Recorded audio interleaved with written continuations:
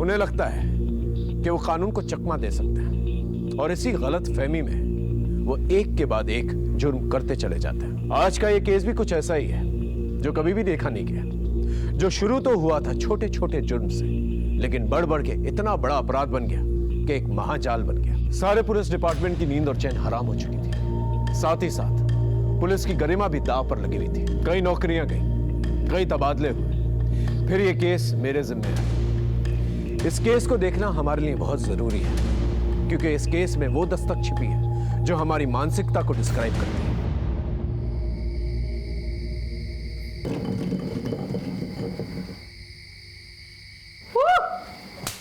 चल बोल, ट्रूथ और डेयर? डेयर। सोच ले। इसमें सोचना क्या है? ठीक है, चल तेरा डेयर निकालता हूँ। आज रात तू खंडर में जाएगा। अब बोल। हाँ नहीं रे, मैं उस खंडर में नहीं जाऊंगा। तो फिर डेयर क्यों बोला? अब नहीं करेगा ना तो तुझे पूरे स्कूल में फेमस कर दूंगा कि तू झूठा भी है और डरपोक भी। डरपोक? ए डरपोक, डरपोक। कोई डरपोक नहीं है, ये जाएगा। लेकिन मैं वहां डर रहा है ना। चल ठीक है, मैं तेरे साथ आऊंगा।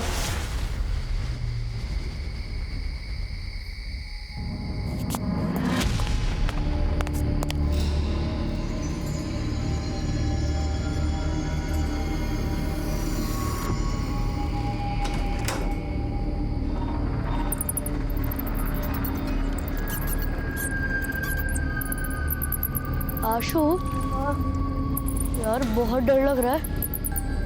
चल लौट चलते हैं, कहीं भूत भूत आ गए तो मुफ्त में हमारे जाएंगे। अबे डरपोक, दिमाग खराब हो गया क्या तेरा? ये भूत भूत कुछ नहीं होते हैं। चल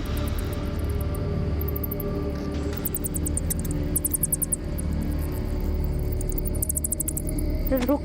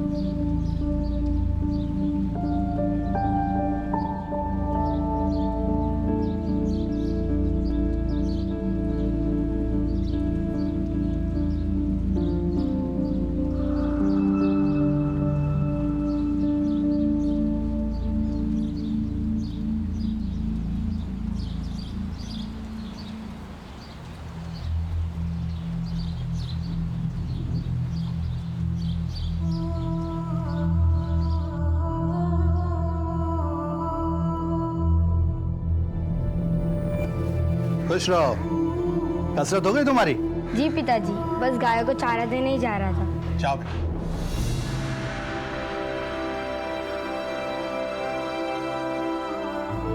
लता, हमारे बेटे में कुछ तो विशेष है। तुम देखना, एक दिन ये हमारा नाम जरूर रोशन करेगा।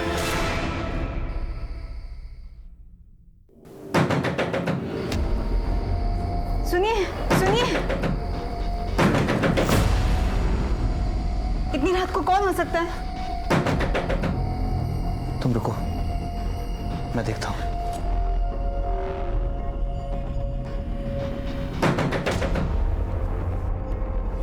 कौन है? कौन है बाहर? शब मैं रामू, आपकी गाड़ी की चाबी देनी थी।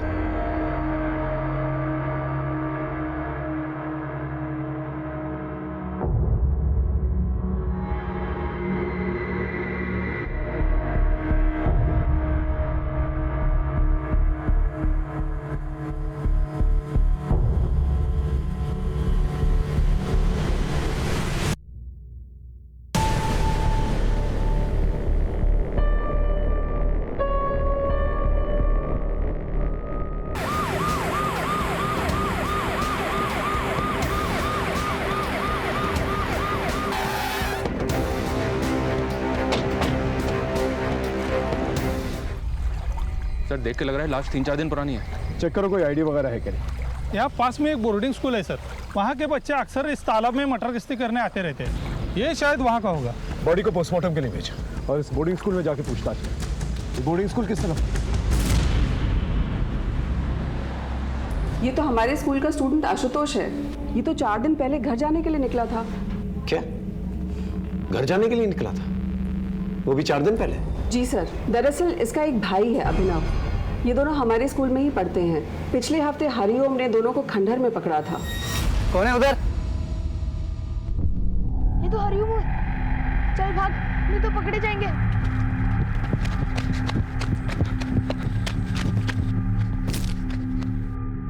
चल चल। इतनी रात में क्या कर रहे तुम दोनों? हाँ, मैडम को बोलता हूँ, चलो जल्दी। इसलिए इनके अगेंस्ट हमने इनडिसिप्लिनरी एक्शन लिया। आखिरी बार पूछ रही हूँ, कौन कौन था वहां पर? उनके नाम बता दो, नहीं तो अभी तुम्हारे पेरेंट्स को बुलाकर तुम दोनों को घर भेज दूंगी। ठीक है, अब तुम्हारे पेरेंट्स को ही बताती हूँ, वही पूछेंगे तुमसे। इतना पूछा था सर, बट ना अभिनव ना आशुतोष किसी ने कुछ नहीं बताया। आखिरकार मैंने उनके फादर राकेश अग्रवाल को बुला लिया। अभिनव के पैर में चोट लगी थी तो वो आकर उसे ले गए, पर आशुतोष नहीं गया। बट आप तो कह रही थी वो घर जाने के लिए निकला था ना सर। अभिनव के जाने के बाद अगले ही दिन आशुतोष भी चला गया। दीदी के एंगेजमेंट है घर पर, मुझे घर जाना है। लेकिन जब वो घर नहीं पहुंचा तो उसके घर वालों ने इस बारे में आपसे कोई इंक्वायरी नहीं की? हमारे यहाँ ज्यादातर अनाथ बच्चे पढ़ते हैं और जिनका घर आसपास होता है वो वीकेंड्स में घर चले जाते हैं। अब इनका घर भी पास में ही है और एक दिन पहले ही आशुतोष के पापा अभिनव को लेकर घर चले गए बेटी के एंगेजमेंट के लिए। तो जब आशुतोष ने कहा कि दीदी के एंगेजमेंट के लिए मुझे घर जाना है तो मुझे कोई शक ही नहीं हुआ। एक भाई घर पर है और दूसरा भाई स्कूल से घर के लिए निकलता है और बीच में उसका मर्डर हो जाता है और ना ही घर वालों को कुछ पता चलता है और ना ही स्कूल वालों को। सर मैंने उन बच्चों को बोला था खंडर पे मत जाओ, लेकिन वो मानते ही नहीं थे सर। देखिए ना क्या हादसा हो गया।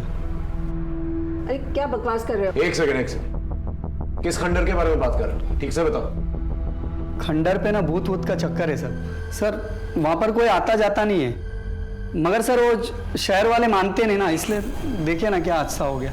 सर सब अंधविश्वास की बातें हैं, ऐसा कुछ नहीं है। हमको लगा इसलिए हमने बता दिया। कुछ और पता है इसके बारे में? सर कुछ दिन पहले मैंने आशुतोष की जान बचाई थी, नहीं तो गांव वाले उसको मार डालते। उसको मार डालते? ये क्या कह रहा है? सर आशुतोष बहुत ही शरारती लड़का है, हमेशा स्कूल से बिना बताए गायब हो जाता था।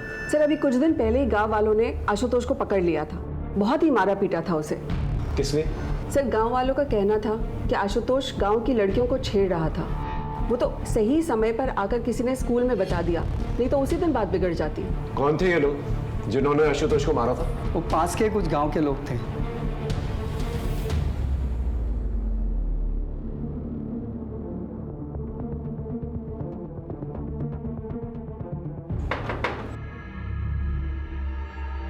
जी राकेश अग्रवाल का घर ही? मैं ही हूँ राकेश अग्रवाल। आशुतोष आपका बेटा? जी हाँ सर, अगर बात क्या है? जी उसकी लाश नदी। आशुतोष! आशुतोष! क्या हो गया?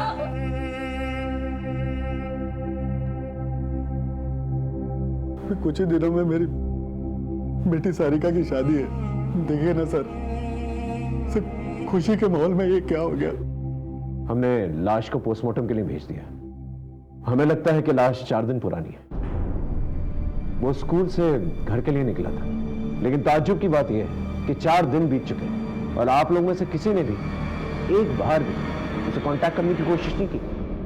मेरे दोनों बेटों में आशुतोष ज्यादा शरारती था सर, और उसकी संगत में अभिनव भी बिगड़ रहा था। उस दिन जब कंप्लेंट आई तो मैंने स्कूल में जाकर उसे बहुत डांट लगाई सर, जिससे उससे अपनी गलती का एहसास हो और उसे लगे कि पापा नाराज हो जाएंगे, इसीलिए कॉल नहीं किया। अगर सर हमें जरा भी मालूम होता था कि ये सब हो जाएगा तो हम उसे कॉल क्यों नहीं करते सर? सर मैंने तो उसे साथ आने के लिए कहा था, मगर वो नहीं माना। तू भी चलना, दी की एंगेजमेंट में मौज करेंगे, मौज। तो जा, मैं नहीं आ रहा, वैसे भी पापा नाराज है। अरे पापा को जो कहना था उन्होंने कह दिया, अब थोड़ी ना कुछ कहेंगे। तू जा, मैं अगले हफ्ते आऊंगा। चल ठीक है। फिर ऐसा क्या हुआ था कि उसके मना करने के बावजूद वो अगले दिन ही स्कूल से निकल गया? और कहाँ गया? नहीं आप लोगों को बताया उसने और ना ही स्कूल वालों को। बेटा तुम लोग उस दिन खंडर में क्यों गए थे? डेयर, आज रात तू खंडर में जाएगा ये प्रूफ करने कि वहां कोई भूत नहीं है। नहीं रे, मैं उस खंडर में नहीं जाऊंगा। डरपोक, डरपोक, कोई डरपोक नहीं है, ये जाएगा। लेकिन मैं वहां डर रहा है ना? चल ठीक है, मैं तेरे साथ आऊंगा। ये भूत भूत कुछ नहीं होता है। मैंने मना भी किया था उसे, पर लेकर गया वो मुझे, और वहां वो था।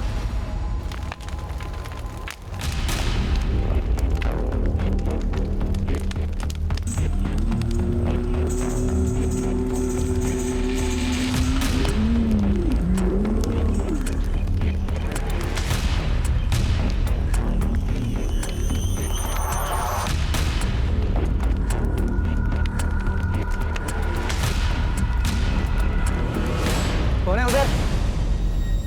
बेटा वो अघोरी कौन था? उसे पहले कभी देखा था? हम तो पहली बार देख रहे थे उसे, मगर वो था बहुत डरावना। अगर दोबारा उसे देखोगे तो पहचान लोगे? जी सर।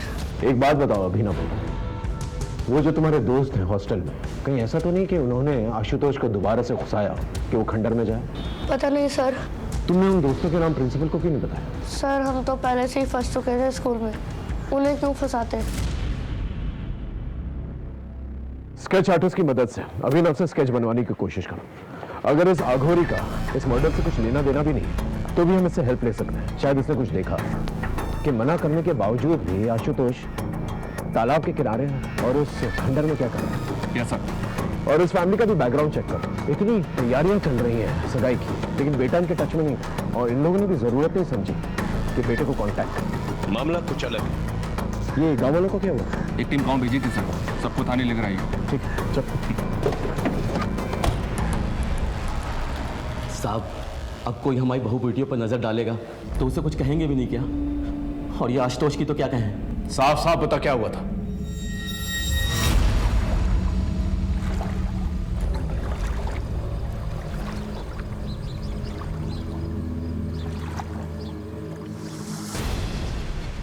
साले यहाँ ये सब करने आता है, शर्म नहीं आती तुझे? ए भाई पकड़ो इसको, भागने मत दे। जाओ भाई, क्यों मार रहे हो? ये साला झाड़ियों में छुपकर लड़कियों को देख रहा था। छोड़ दीजिए भैया जी, गलती से आ गए थे, आगे से नहीं आएंगे।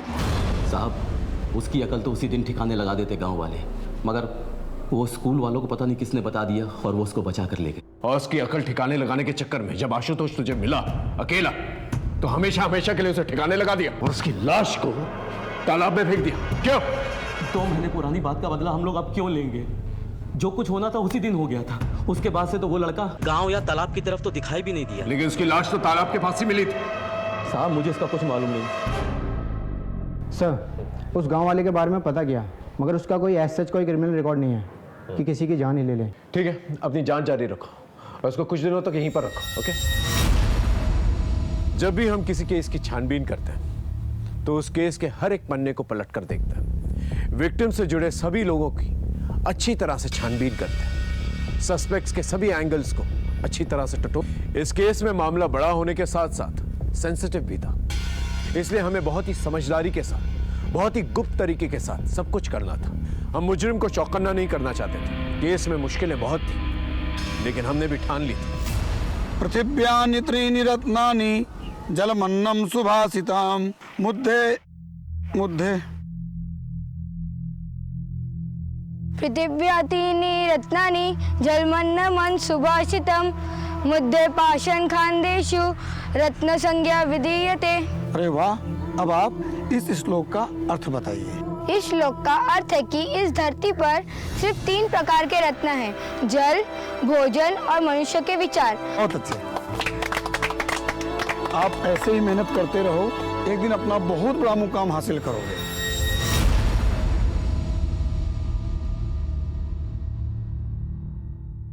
बैठिए। बताएं क्या प्रॉब्लम है आपकी? प्रॉब्लम तो मुझे कुछ भी नहीं है। तुमने जो ऑपरेशन किया था ना, उसी के बारे में कुछ बात करनी थी।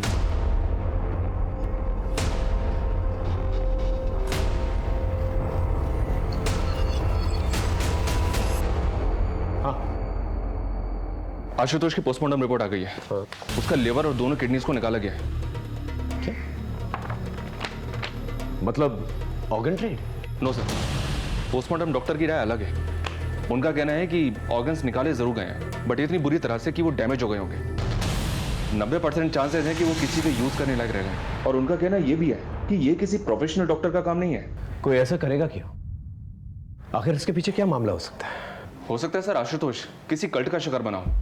और वैसे भी वो अघोरी खंडर में ही था। मतलब ब्लैक मैजिक। इस अघोरी को ट्रैक करो। इसका मिलना जल्द से जल्द बहुत जरूरी है। और ऑर्गन ट्रेड के एंगल को भी खंगालो अच्छी तरह से। इससे रिलेटेड सभी लोगों से पूछताछ करो। जब तक का मामला क्लियर नहीं हो जाता हम कुछ कह नहीं सकते। सर उस अघोरी का पता चल गया है। पकड़ो इसे, अभी जेल जाने का टाइम आ गया। बाबा जी ये क्या कर रहे हो? छोड़ो हमें। ले चलो इसे। छोड़ो। अरे हमने क्या किया है? अच्छा तो तू है इन सब का बड़ा अफसर, मगर याद रख एक सन्यासी की साधना में रोड़ा बन रहा है तू। मिट्टी में मिला दूंगा तुझे। बाबा जी ये सन्यासी का चोला उतार के जरा ये बताइए, ये बच्चे आशुतोष का क्या किया? कौन आशुतोष? हम तो सिर्फ ब्रह्मा ब्रह्म को जानते हैं। देख हमसे मिलने आत्माओं के आने का समय हो रहा है। जाने दे हमें। क्षमा कर दूंगा तुझे तेरी इस भूल के लिए। अरे बाबा कहाँ चल दिए? चुपचाप यहाँ खड़े रहिए और हमारे सवालों के जवाब दीजिए, समझे? अरे मूर्ख, इतना दुस्साहस! राख कर दूंगा, मिट्टी में मिला दूंगा। देखो बाबा सीधे सीधे इज्जत से पूछ रहा हूं, क्या कि उस बच्चे की लाश मिली है उस खंडर के पास जो तालाब है ना, वहां जहां पर आप कुंडली मार के बैठे हुए और उसके अंग निकाले गए? कोई मजाक नहीं चल रहा है यहां पर। सीधे सीधे से बताओ अगर कुछ देखा है तो। देखना चाहेगा? अभी दिखाता हूं मेरी शक्तियां।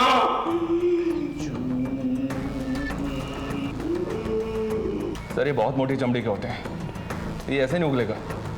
आप कहें तो अपने तरीके से उगलवाओ। नहीं रहने दो, इसे भूखा प्यासा रहना था सुबह तक।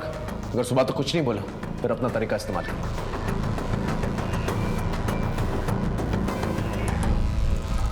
ऑर्गन ट्रेड के एंगल में कुछ मिला? नहीं सर।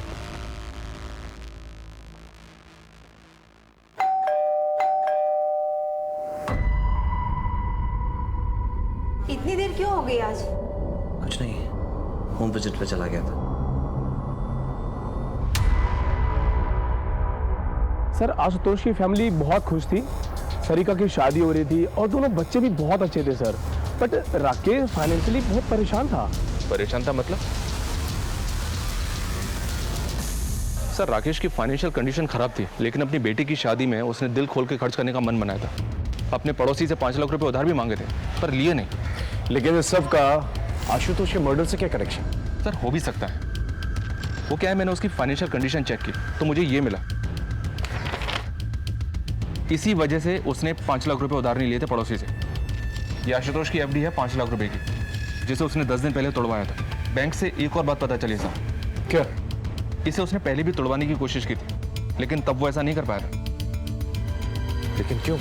सर नाबालिग आशुतोष का एफडी तुड़वाने के लिए हमें उसके गार्डियन राकेश का भी साइन चाहिए था। राकेश का साइन तो सही था, पर जब हमने क्रॉस चेक किया तो आशुतोष का साइन ही फर्जी निकला। इसलिए हमने एफडी तोड़ने से मना कर दिया। इस पर मिस्टर राकेश काफी नाराज भी हुए और फिर कुछ दिन बाद वो आशुतोष को ही लेकर बैंक आए थे। तुम यहाँ पे साइन करो बेटा। सही से साइन करना, नहीं तो फिर बोलेंगे कि फर्जी साइन कर लाया हूँ। आशुतोष ने तो मेरे ही सामने साइन किया था, पर सर वो कुछ डरा हुआ लग रहा था। इतने पैसों की क्या जरूरत पड़ी थी कि अपने बेटे के फर्जी साइन करवाए? और इतना शौक क्या चढ़ा था कि अपनी बेटी की शादी इतने आलीशान तरीके से करवानी थी? अरे सर उस मैनेजर को तो 10 साल पहले रिटायर हो जाना चाहिए था। उम्र के साथ साथ उसकी आंखों और दिमाग दोनों ने साथ देना बंद कर दिया है। मैंने कोई फर्जी साइन नहीं किए, वो तो आशुतोष ने किए थे। लेकिन उस मैनेजर को लगा कि मैंने नकली साइन किए हैं, फ्रॉड बना दिया मुझे बैंक में। सर, इसलिए आशुतोष को बैंक ले जाना पड़ा। इस एफडी तोड़ने के पीछे की कहानी हमें पता है, अच्छे से पता है। आपके और आपके बच्चों की कोई भी एफडी नहीं है, और जिसकी एफडी है उसकी एफडी 10 दिन पहले तोड़ी गई, और तोड़ते के साथ ही उसकी मौत हो जाती है। ये कोइंसिडेंस सही है? अरे सर, कोई कोइंसिडेंस नहीं है। मेरे बेटे की एफडी थी, मैंने तोड़वा दी। आप मुझे गोल गोल घुमा रहे हैं। जा सकते हैं। इस बात का पता लगाना बहुत जरूरी है कि एफडी तोड़ते वक्त आशुतोष घबराया हुआ क्यों था। जरूर उसकी घबराहट के पीछे कोई ना कोई राज है। Okay sir. क्या हुआ? क्यों बुलाया था पुलिस ने? कुछ पूछना था। पापा, कुछ पता चला आशुतोष के साथ किसने किया ऐसा? अभी नहीं। देखो बेटा, जो हो गया सो हो गया। तुम्हारी शादी को कब तक टालेंगे हम? आज भी तुम्हारे ससुराल वालों का फोन आया था। अब आगे बढ़ने का वक्त है, तुम्हारा भी और अभिनव का भी।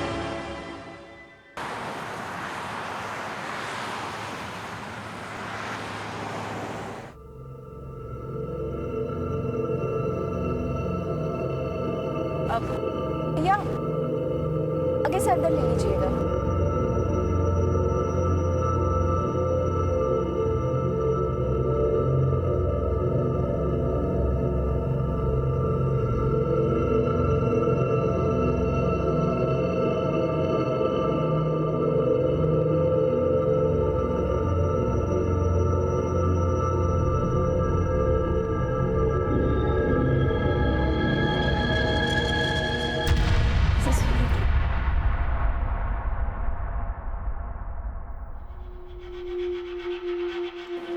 एक्सक्यूज मी, क्या मैं जान सकती हूँ रोहिणी मुझे कहाँ मिलेगी?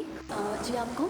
जी वो मुझे जानती है, मैं उसी से ही मिलना चाहती हूँ। सॉरी, रोहिणी यहाँ पर नहीं है, कुछ ज़रूरी काम था तो वो चली गई। बट आप अपना नाम बता दीजिए, मैं उन्हें इन्फॉर्म कर दूँगी कि आप मिलने आई थी। आप एक काम कर लीजिए ना, वो कहाँ गई है मुझे बता दीजिए, मैं वहाँ जाकर मिल लूँगी उससे। सॉरी मैम, वो हम आपको नहीं बता सकते। आप अपना मुझे नाम बता दीजिए, वो जैसे ही आएंगे हम इन्फॉर्म कर देंगे।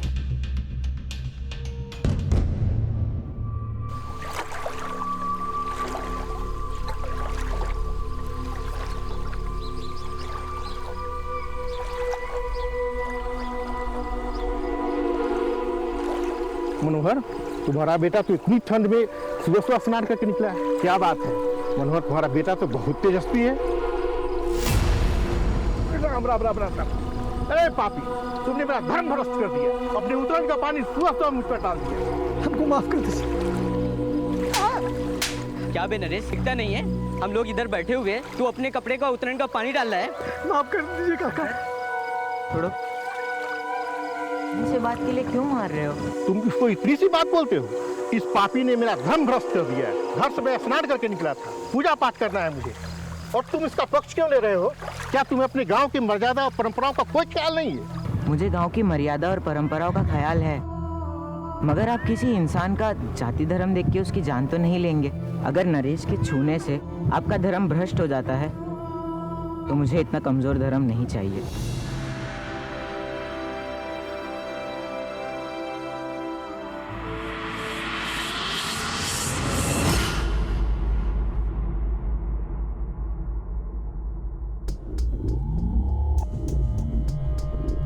सर, हमने नजर रखी हुई है, कोई हलचल नहीं है। देख गुड्डू, ऑर्गन ट्रेड का एंगल तो है इस केस में। अब तू हमें बता दे, अगर बाद में पता चला ना कि तू कुछ भी जानता है तो प्रॉब्लम हो जाएगी तेरे लिए, समझा? अरे साहब, ये धंधा मैं बहुत पहले ही छोड़ चुका साहब। अगर ऐसा कुछ भी उस लड़के के साथ हो ना साहब, ये खबर उड़ते उड़ते मेरे कानों तक जरूर आती साहब। साहब, ये बाहर का एंगल है। सर, स्कूल से एक न्यूज आई है। किरण जी, ये वही अंकित है ना जिसने अभिनव और आशुतोष के साथ खंडर पे जाने की बेट लगाई थी? आज रात तू खंडर में जाएगा ये प्रूफ करने कि वहाँ कोई भूत नहीं है। जी सर। और अब ये अंकित भाग गया है? सर, अंकित अकेला ऐसा लड़का नहीं है जो स्कूल से भाग गया है, और भी लड़के हैं जो स्कूल से भाग गए हैं। असल में जिस माहौल में ये पैदा होते हैं, पलते हैं, उन्हें स्कूल की पढ़ाई अनुशासन जेल जैसी लगती है। मतलब? सर, 60% बच्चे हमारे यहाँ अनाथ हैं। और अंकित भी अनाथ ही था। ये 3 साल पहले हमारे यहाँ किसी एनजीओ के थ्रू आया था। ये कोइंसिडेंस नहीं हो सकता कि पहले बैट लगी, फिर आशुतोष पकड़ा गया, उसके बाद उसका मर्डर हुआ और अभी अंकित भाग गया। कोइंसिडेंस है कि नहीं ये तो नहीं पता, पर अंकित और आशुतोष एक बार पकड़े गए थे। किस लिए? किसका फोन है ये? मैडम, वो मैच आ रहा था, इसलिए मैंने अंकित से फ़ोन ले लिया। मुझे नहीं मालूम था कि इसमें ऐसी सब फिल्म्स पड़ी होगी। झूठ बोल रहे हैं मैम, वो गंदी फिल्म देखने के लिए उसने ही मुझसे फ़ोन लिया था। ये फोन और ये फिल्म कहाँ से आई तुम दोनों के पास? पड़ा हुआ मिला था। ऐसी चीजें तुम दोनों को ही कैसे मिल जाती है, बाकी बच्चों को नहीं मिलती है? कल से हर रोज 1 महीने तक पूरे ग्राउंड के चक्कर मारोगे तुम दोनों। चलो जाओ यहाँ से। अंकित ये सब भी करता था स्कूल में? अब वो सड़क में पैदा हुआ है, गुंडे मवालियों के बीच में पला बढ़ा है, ऐसे काम नहीं करेगा तो और क्या करेगा? थोड़ी नहीं था तो जाहिर सी बात है वो स्कूल के बाहर किसी के साथ टच में था। अच्छा, आपके पास अंकित का वो मोबाइल है जो किसी ने उसे दिया था? अगर है तो प्लीज दीजिए। अंकित की सारी डिटेल्स हमें चाहिए, वो कहां से आया था और यहां पर आने से पहले वो किन लोगों के साथ रहता था। इस केस में कई सिरे थे जो उलझे हुए थे, लेकिन हम अपनी पूरी ताकत के साथ, पूरी मुस्तैदी के साथ इन सारे सिरों को अच्छी तरह से टटोल रहे थे। जैसा मैंने पहले भी कहा था, मुजरिमों के बढ़ते हौसलों के साथ साथ उनके कनेक्शंस और उनके नेटवर्क्स भी बढ़ जाते हैं, लेकिन हम कड़ी से कड़ी जोड़ते गए और सारे सबूत इकट्ठा करते गए। हमें भी इस बात का पूरा अंदाजा था कि हमारा सामना एक बहुत ही पेशेवर और एक बहुत ही बड़े मुजरिम के साथ था।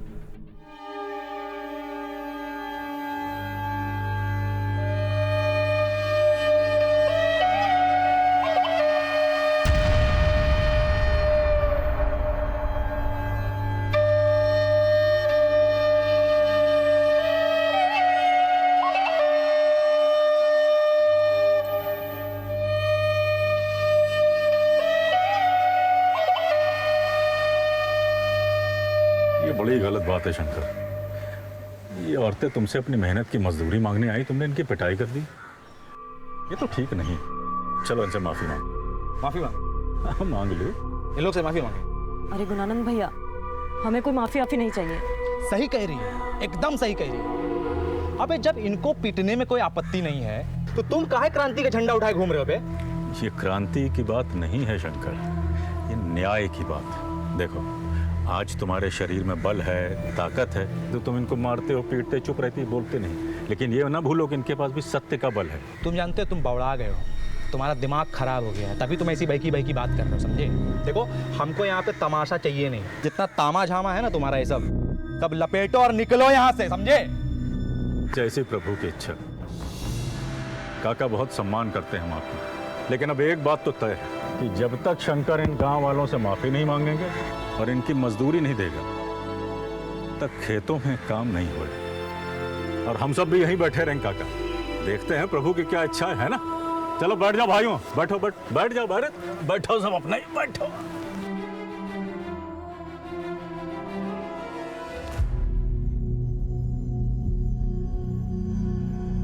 गुणानंद, छोड़ो, जाने दो।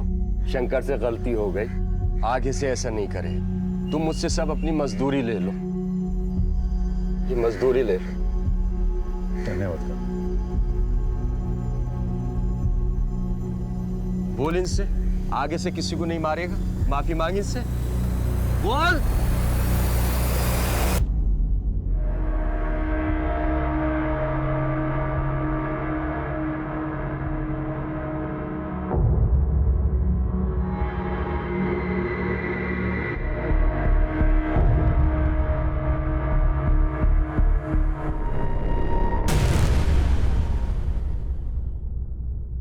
तीन बार लेना है, ध्यान रखा करो।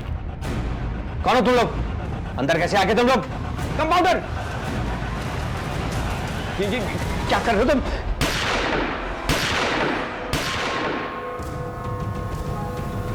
सर, हमने लास्ट ईयर के सारे केसेस को छाना। इनमें से 12 केसेस हमारे मतलब के हैं, जिनमें विक्टिम की उम्र 14 से 18 साल के बीच है। 7 लड़के और 5 लड़कियां। 7 लड़कों में से 5 लड़कों के ऑर्गन निकाले गए हैं, जबकि सभी लड़कियों के रेप किए गए। 2 लड़कियां तो ऐसी हैं सर जिनके ऑर्गन्स भी गायब थे।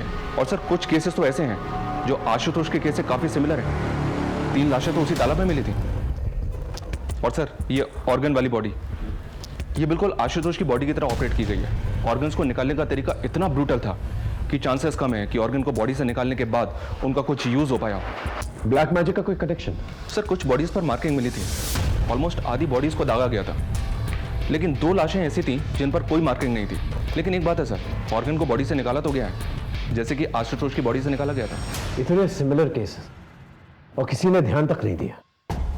इनमें से किसी की पहचान हुई है? जी सर, इनमें से 4 लड़के और 3 लड़कियों की पहचान हो गई थी, लेकिन बाकी बॉडीज अनआइडेंटिफाई ही रह गई थी। इन अनआइडेंटिफाइड बॉडीज को आइडेंटिफाई करो और इनसे रिलेटेड जितने भी थाने हैं उनमें पूछताछ करो, देखो क्या निकल कर आता है। इतना सारा कनेक्शन है तो कोई ना कोई कॉमन लिंक जरूर होगा। और स्कूल में भी पता करो इन अनआइडेंटिफाइड लाशों के बारे में। इतनी सारी लाशों का एक ही तरीके से काटा जाना बहुत सारे सवाल खड़े करता। इस अंकित के बारे में कुछ पता चला? अभी तक कुछ पता नहीं चला। मोबाइल की स्कैनिंग चल रही है, शायद उसमें कुछ मिले।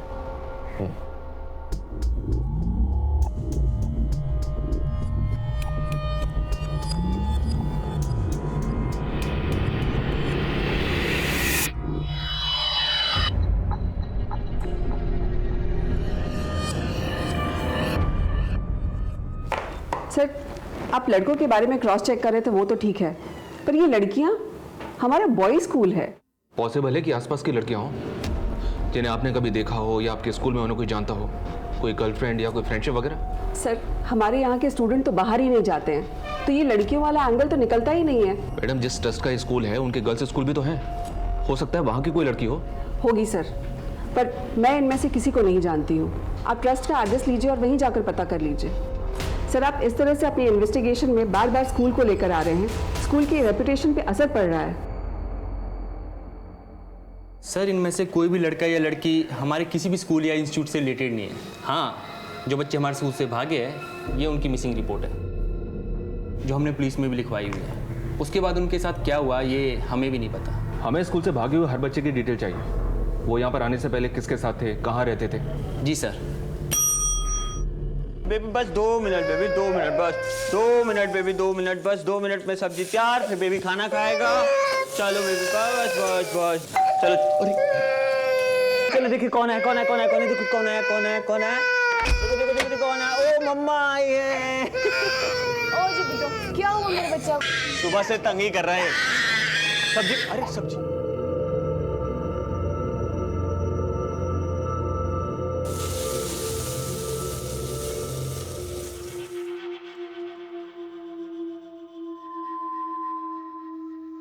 गौतम, तुम्हें मेरी वजह से क्या क्या सहना पड़ रहा है? क्या हो गया अचानक? तुम जानती हो चाहे कुछ भी हो जाए मैं हमेशा तुम्हारे साथ हूं। अच्छा बताओ, तुम्हारा काम कैसा था? ठीक ही था, पर हुआ नहीं। अगर हमें इस बार का चुनाव जीतना है ना, तो कुछ अलग करना पड़ेगा। हम अपने क्रेडिट पर चुनाव नहीं जीत सकते। वो गुणानंद है ना, वो जनता का मसीहा बन बैठा है। अच्छा, अभी जागे हैं आप। सरकार, ये जो बुद्धि आपको आई है ना, बहुत देर से आई है, समझे? क्या लूट मचाए हो पिछले 5 साल तक, और जिस टाइम पे आप लूट मचा रहे थे ना, वो गुणानंद जनता के बीच में जाके उनके लिए काम कर रहा था, इसीलिए मसीहा बना है। हमारी एक बात ना आप कान खोल के सुन लीजिए, आपकी इस नेतागिरी में ना बहुत सारा पैसा लगाए हम, अब हम नुकसान नहीं उठा सकते। तो ये गुणानंद का हिसाब किताब कीजिए, समझ रहे? क्या है कि हमारा पैसा ना मेहनत का पैसा, ब्याज सहित असूले हैं। वक्त के साथ साथ ये केस भी बड़ा और संगीन होता चला जा रहा था। नए नए खौफनाक और खतरनाक मामले रोशनी में आ रहे थे, क्योंकि लोगों में डर का माहौल बना हुआ था, इसलिए कोई भी खुलकर सामने नहीं आना चाहता था।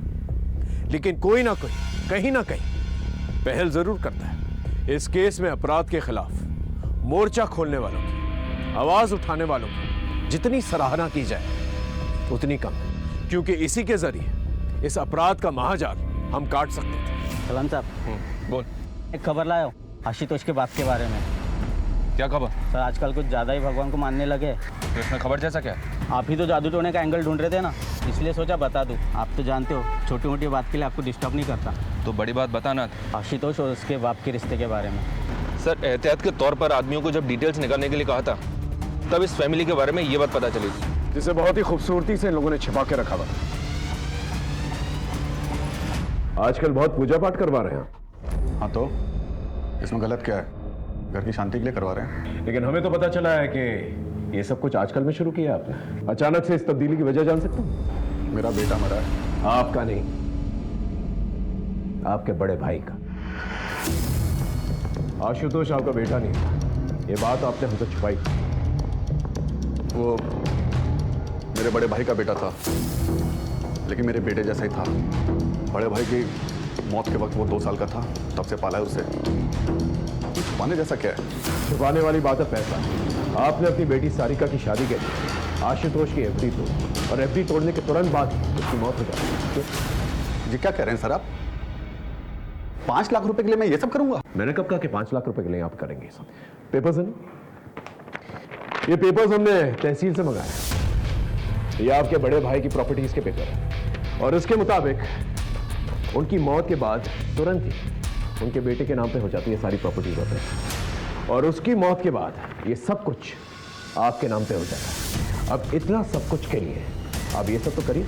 खुद से कातिल ढूंढा नहीं जा रहा और हमारे ऊपर आरोप लगा रहे हैं।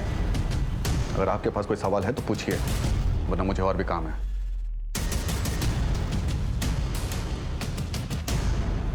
इस आदमी के बारे में पता कर लो, जरूर कुछ ना कुछ छुपा रहा है। और जितने भी बाबा और पंडित हैं उन सबको राउंड अप करो, पता करो कौन सी पूजा पाठ करवा रहा है। कहीं ये जादू टोना तो नहीं करवा? पता करते हैं sir.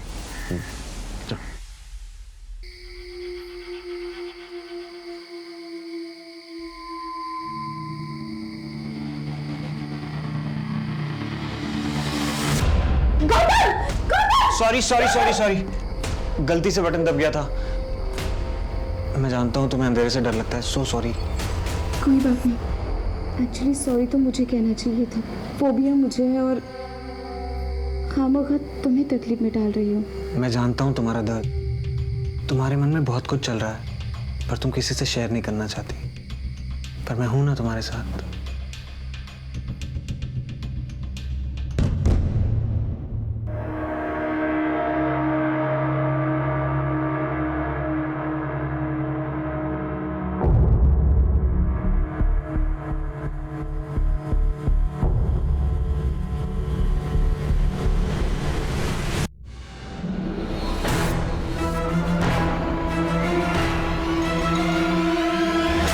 Thank you very much, sir.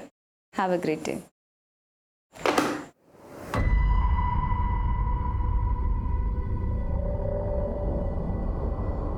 शोनम, हाँ मैं लंच के लिए बाहर जा रही हूँ। अच्छा, आधा घंटा लग जाएगा फिर भी मुझे। तब तक कि तुम रिसेप्शन संभाल लेना, ठीक है?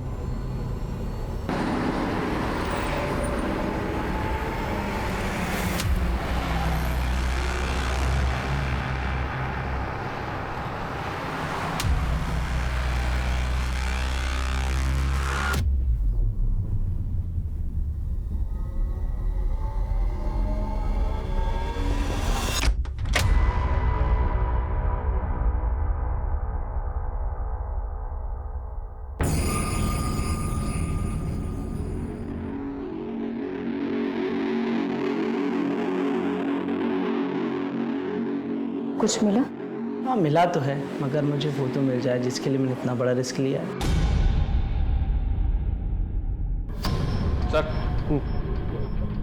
सर टोटल मिली 12 लाशों में से 5 लाशों की पहचान नहीं हो पाई है, लेकिन जिन 7 लाशों की पहचान उनके घर वालों ने की थी उन सबको बुलाकर हमने उनका बैकग्राउंड चेक किया, तो सबके अंदर एक कॉमन लिंक निकलकर सामने आया है। क्या है कॉमन लिंक?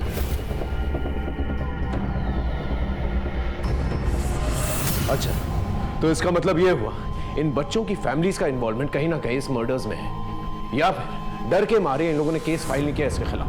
बिल्कुल सर, एग्जैक्टली यही लिंक आशुतोष की फैमिली का है। राकेश के यहाँ काफी आना जाना है इनका।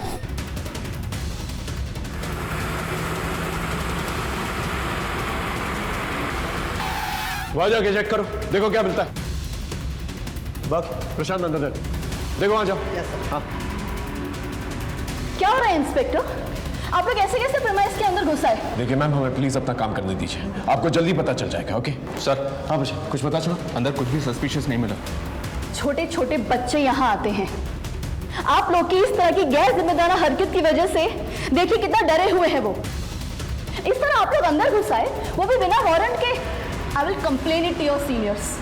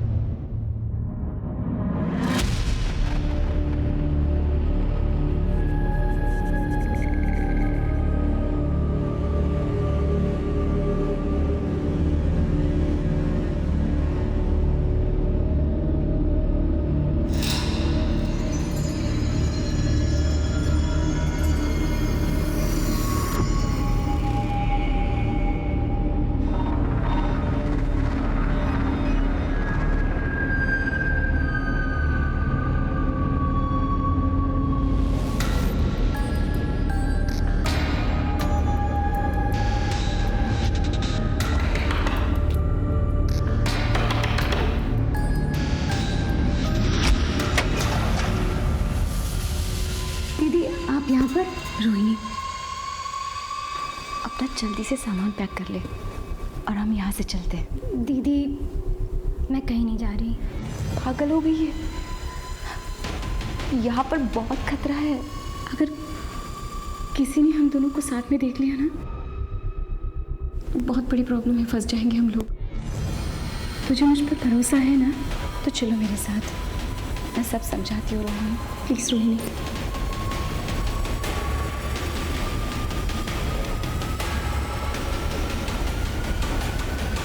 चलो रोहिणी। रुक क्यों गई? चलो। तुम्हें क्या लगता है दीदी, मैं तुम्हारे झांसे में आ जाऊंगी? मुझे तो पहले से ही पता था कि तुम मुझसे जलती हो, और अभी तो मुझसे जलने के और भी वजह है ना तुम्हारे पास। ये पैसा, ये पावर है ना? रोहिणी, ऐसी बात नहीं है बेटा।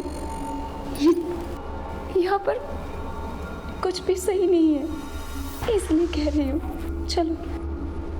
क्यों दीदी, क्यों सही नहीं है?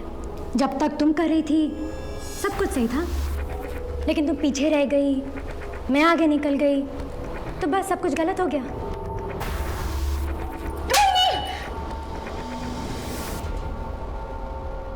दीदी, बचाओ! कोई है वहाँ पर? कोई नहीं। बचाओ मुझे! चुप हो जाओ, कोई है वहाँ पर? बचाओ मुझे! बचाओ मुझे! कोई नहीं, चुप।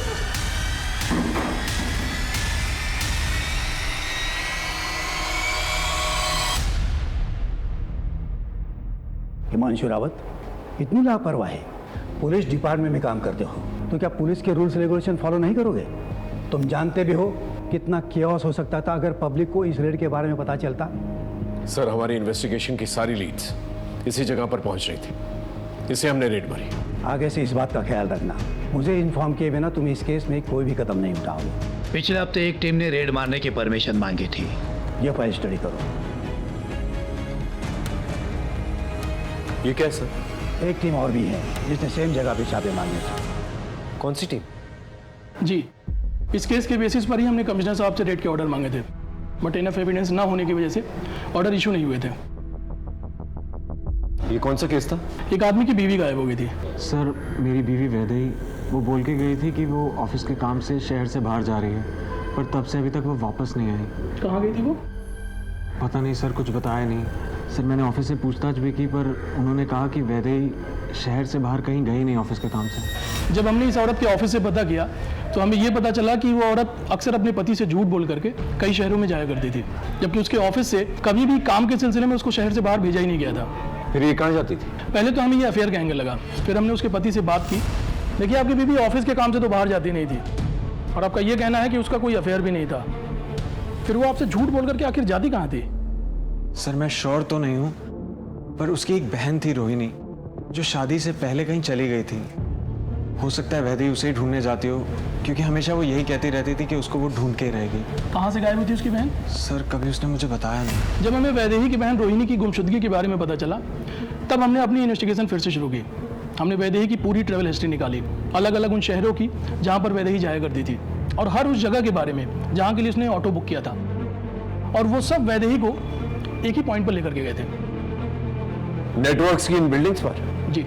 और आखिरी बार वैदेही जब गायब हुई तब भी वो ऑटो से इसी बंगलो पर गई थी जो इसी नेटवर्क की प्रॉपर्टी है। हमें डाउट है कि वैदेही और उसकी बहन रोहिणी का गायब होना इन लोगों से ही रिलेटेड है, और शायद इसीलिए वैदेही अलग अलग शहरों में जाया करती थी, और इसीलिए उसने अपने पति को कुछ भी नहीं बताया था। हो सकता है जान के खतरे को लेकर के डर रही होगी।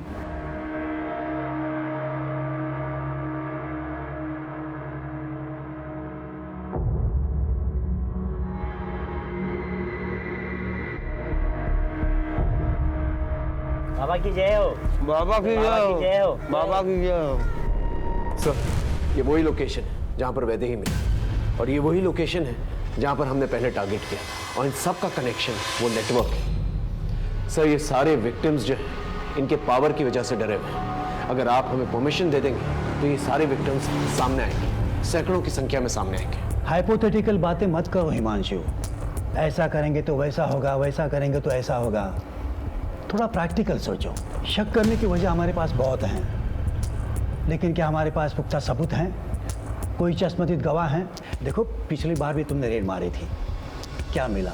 इस बार भी अगर हम फेल हो गए, रिजल्ट 0 आ गया, तो संभालना बहुत मुश्किल होगा हिमांशु। सर, ऐसा दोबारा नहीं होगा। I promise I will not fail. मैं तुम्हें काम करने नहीं दे रहा हूँ, इसलिए मैं ये कहूँगा कि तुम कोई पुख्ता सबूत ढूंढ दो, कोई चश्मदीद गवाह ढूंढ दो, तब मैं इस ऑर्डर पे साइन करूँगा। सिर्फ शक के बेसिस पर इतना बड़ा रिस्क मैं नहीं ले सकता। हमने पूरी एड़ी चोटी का जोर लगा दिया था, लेकिन फिर भी अपराधी को पकड़ने में हम नाकामयाब रहे। अब हलचल बढ़ गई थी। अब अपराधी की नजर पुलिस की हर एक मूवमेंट पे थी, क्योंकि केस सेंसिटिव और बड़ा था। कमिश्नर साहब की इंस्ट्रक्शंस और उनकी फिक्र वाजिब थी।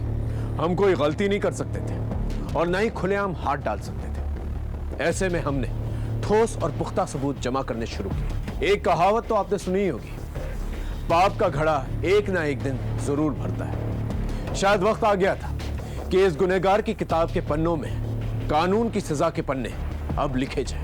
ये आपने लिखवाई थी? जी सर, मेरे पति ऋतुराज की हत्या इन्हीं लोगों ने करवाई है, क्योंकि उन्होंने इन लोगों के लिए काम करने से मना कर दिया था। वो लोग इतने बड़े हैं कि पुलिस कुछ नहीं कर पाई। बस शूटर मिला, इंसाफ हुआ।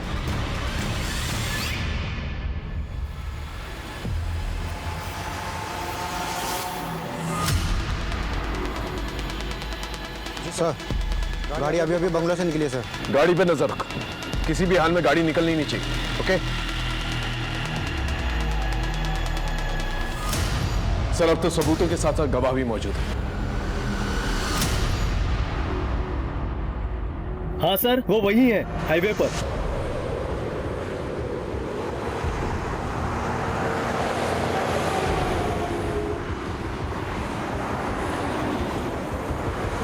सर, वो रही गाड़ी, पीछा करो उसका और कंट्रोल रूम में इन्फॉर्म कर। सभी जगह नाकाबंदी करवाओ, ये गाड़ी निकलनी नहीं चाहिए।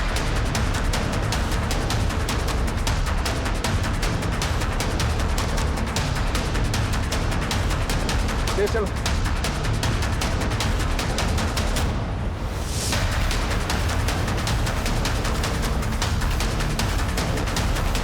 उस तरफ से लेके वो टेक करो।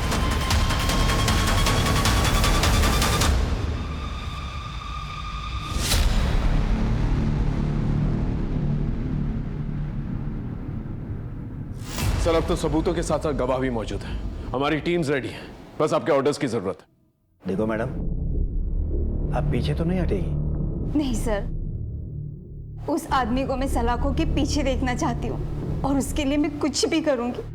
सर, हम जितनी देर लगाएंगे वो इतनी दूर चला जाएगा। प्लीज।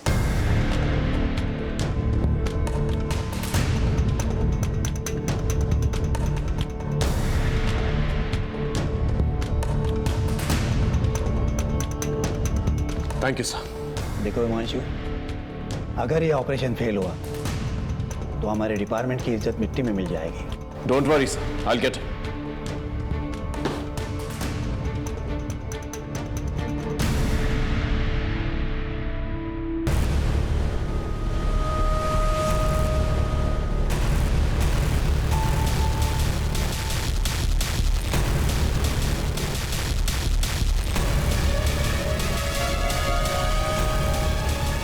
लगता है हमारे बेटे में कुछ तो विशेष है, एक दिन ये हमारा नाम जरूर रोशन करेगा।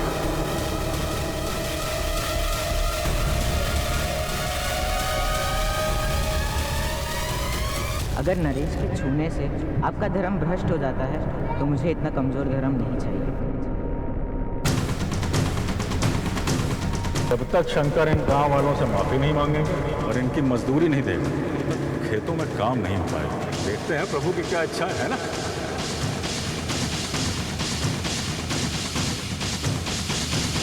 Breaking news.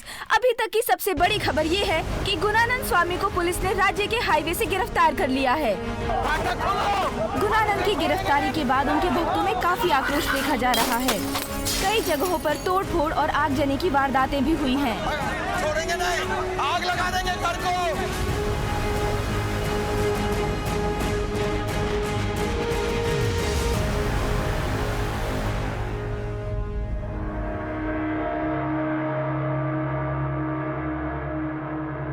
इंस्पेक्टर साहब, मैं एक सन्यासी हूँ और आप मुझ पर ये इतने घिनौने आरोप लगा रहे हैं, वो भी बिना किसी सबूत के।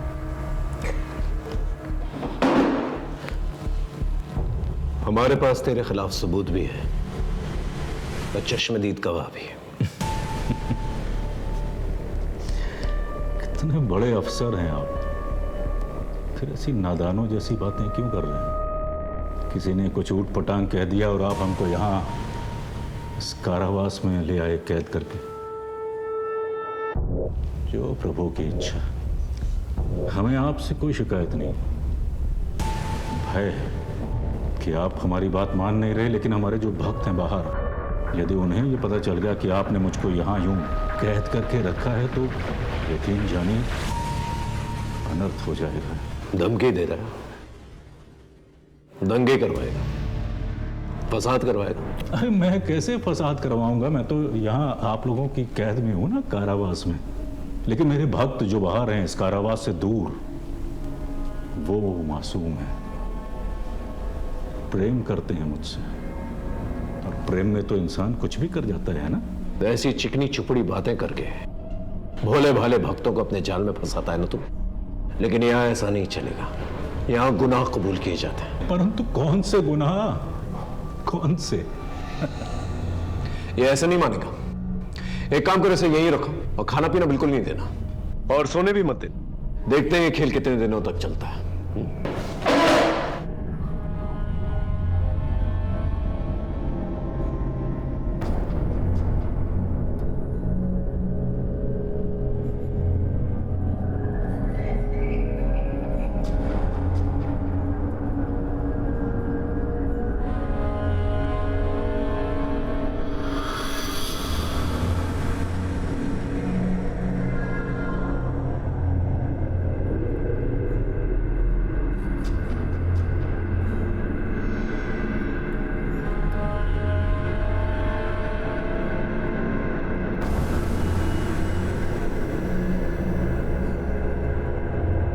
सर, हाँ, आपका फॉर्मूला काम कर गया, बोलने को तैयार हो गया है। हर इंसान को उसके तरीके से हैंडल करना पड़ता है। चल।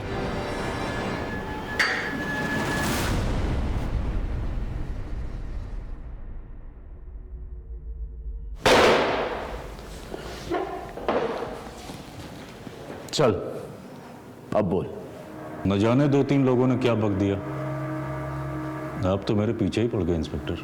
ये दीवारें ज्यादा दिन तक रोक नहीं पाएंगे इंस्पेक्टर। ऐसी चिकनी चुपड़ी बातें करके भरतपुर से पूरे भारत के लोगों को धोखा दिया है तूने। बचपन से मेरे बाबा को लगता था कि कुछ खास है मुझे, कुछ तो बड़ा करूंगा मैं, और धीरे धीरे यही बड़ा करने की धुन मुझ में सवार होती चली गई। गुणानंद बाबा की, गुणानंद बाबा की, गुणानंद बाबा की। धीरे धीरे मुझे समझ में आ गया कि लोगों पर राज करने के लिए उनका विश्वास जीतना बहुत जरूरी है। बस फिर क्या था, मैं लोगों की भलाई के काम करना शुरू कर दिया मैंने, और लोगों का विश्वास दिन प्रतिदिन मुझ पर बढ़ता चला गया। बस फिर क्या था, पैसे मेरे कदम चूमने लगे। बड़े बड़े लोग आते थे मेरे सामने सिर झुकाते थे, मैं जो चाहता था वो करता था। और तूने इस पावर का इस्तेमाल अपनी इमेज बढ़ाने के लिए किया। लड़कियों का रेप किया, बच्चों को मारा, काला जादू किया। लेकिन ऋतुराज ने क्या किया था? उसे क्यों मार डाला? ऋतुराज हमारे लिए मारकाट वाले काम करता था, जादू में इस्तेमाल करने के लिए। पर पता नहीं क्या हुआ, सब धीरे धीरे उसका मन इन कामों से हटने लगा, और एक दिन बिना बताए सबको छोड़कर भाग गया। खतरा था वो हमारे लिए। अभी भी देर नहीं हुई है ऋतुराज, काम पर लौटा। क्षमा करें महाराज, जितनी गलतियां मुझसे होनी थी वो हो चुकी। मैं अब और गलती नहीं करना चाहता। मुझसे यह पाप के कारोबार का बोझ नहीं सहा जाता।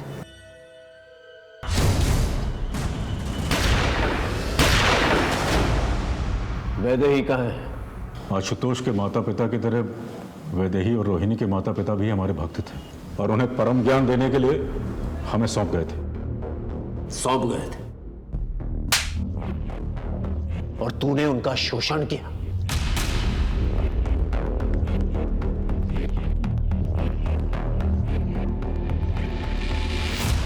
वैदेही कभी भी सहज नहीं थी आश्रम में, लेकिन रोहिणी पूरी तरीके से काबू में थी हमारे।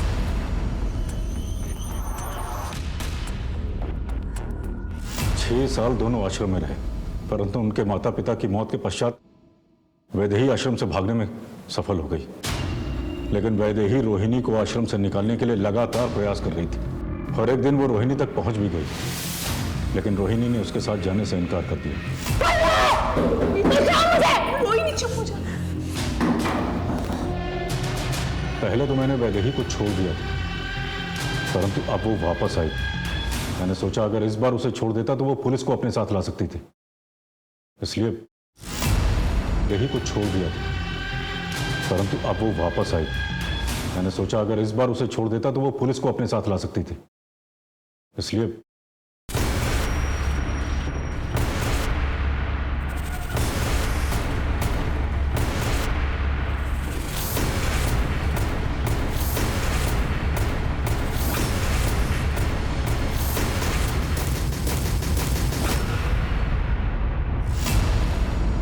तू तो ज्यादातर अनाथ बच्चों को मारता था, फिर आशुतोष को क्यों मारा? वो तो तेरे स्कूल में पढ़ता था, ऊपर से गरीब भी था। उसका बाप मेरा भक्त था, और वो गरीब नहीं था। बाद में मुझे पता चला कि उसके बाप के पास पैसे भी थे और जमीन भी, और वो दोनों मुझे चाहिए थे।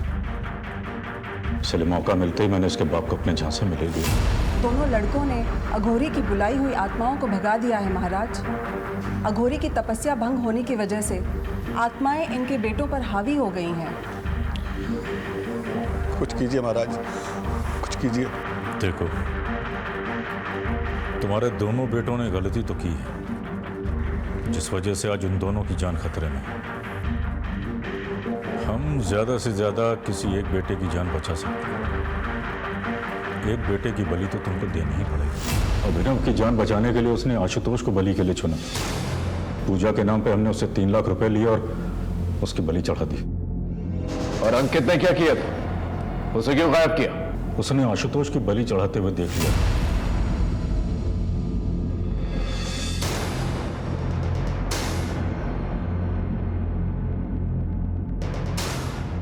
ना जाने तूने कितनी जमीनों का गबन किया है, कितने घरों को बर्बाद किया है, कितने भोले भाले मासूम लोगों को हमेशा हमेशा के लिए मिटा दिया है। अपना साम्राज्य फैलाने के लिए कितने लोगों को बलि का बकरा बनाया, और ना जाने कितनी लाशों पर चल के तो यहां तक पहुंचा है। लेकिन अब नहीं। आशुतोष, ऋतुराज और वैदेही जैसे कई केसेस और कई शिकायतें हमारे पास आ रही हैं। इस जन्म में तो नहीं, तो इस जगह से निकलने वाला, समझा?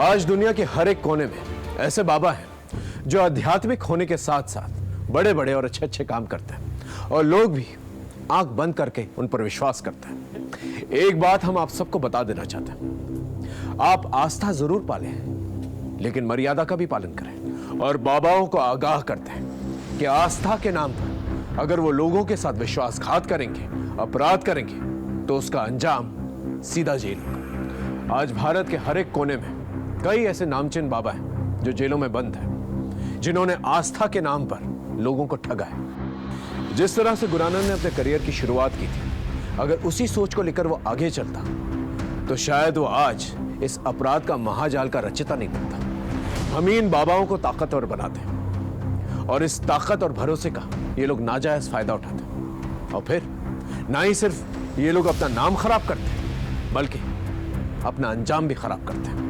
हर दस्तक को पहचाने और याद रखिए, धर्म के खिलाफ काम करने वाला कभी धार्मिक नहीं हो सकता। इसी के साथ मैं आपसे विदा लेता हूं, फिर मिलेंगे एक नए केस के साथ। तब तक देखते रहिए क्राइम पेट्रोल दस्तक, क्योंकि मकसद बताना नहीं बचाना है। जय हिंद।